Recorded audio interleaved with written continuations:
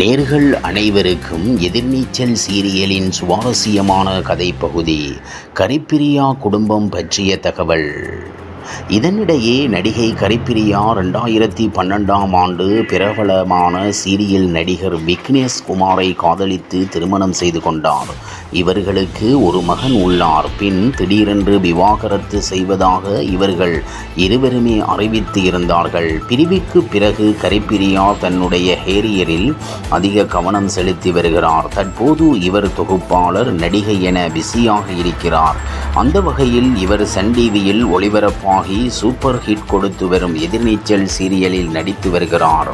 இந்த தொடர் மக்கள் மத்தியில் நல்ல வரவேற்பை பெற்று வருகிறது. இந்த சீரியலை சிறியவர்கள் முதல் பெரியவர்கள் வரை என பலருமே விரும்பி பார்த்து வருகிறார்கள். தற்போது இந்த சீரியலில் சொத்து ட்ராக் தான் சென்று கொண்டிருக்கின்றது. ஜீவானந்தம் முழுவதும் சொத்தை தன் பேரில் மாற்றிக்கொண்டார். இதனால் ஆத்திரமடைந்த குணசேகரன் ஜீவானந்தத்தை கொல்ல திட்டமிடுகிறார். இன்னொரு பக்கம் அப்பத்தா கண்விழித்து ஜீவானந்தம் செய்யவில்லை என்று குறிப்பிடுவதும் குறிப்பிடத்தக்கது.